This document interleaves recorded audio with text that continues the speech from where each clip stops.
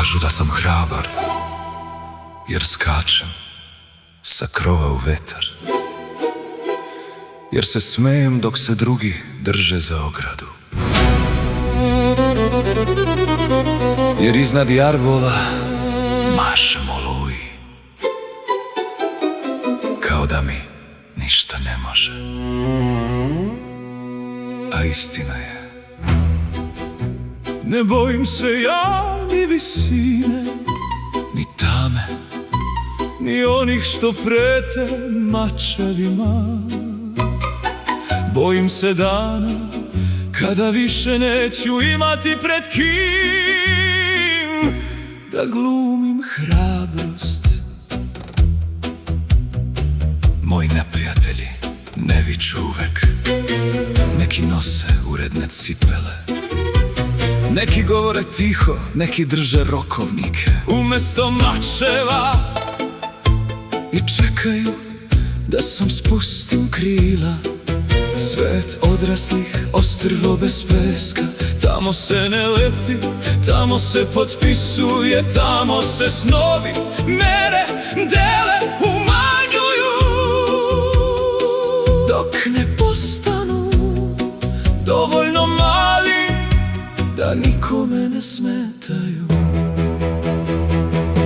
A oni mali što trče za mnom veruju da znam put, veruju da svaka zvezda koju pokažem zaista vodi nekuda. A ja često biram pravac po prvoj zvezdi koja zatreperi.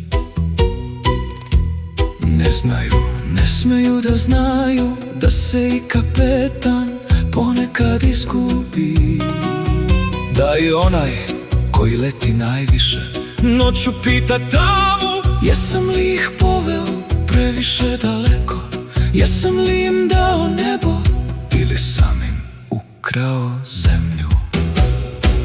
Nije mene strah od pada, strah me je da oni padnu za mnom, strah me je da im ne ukradem detinjstvo u pokušaju da sačuvam svoje.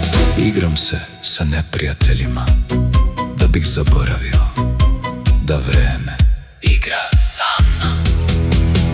Čujem ga ispod smeha, ispod vetra, ispod svakog mog sutra. Tik tak, tik tak. Ali ako već moram da obrastem, neka to bude tako da oni mali nikada ne primete kada sam prvi put spustio noge na zemlju.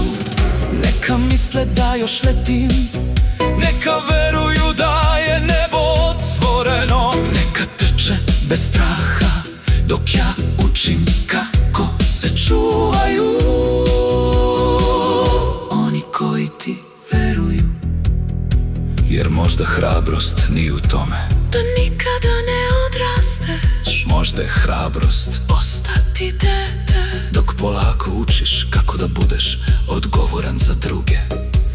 Iako me jednom vide bez vetra u kosi, neka znaju nisam se spustio zato što sam izgubio krila. Spustio sam se da bih njihova ostavio otvorena.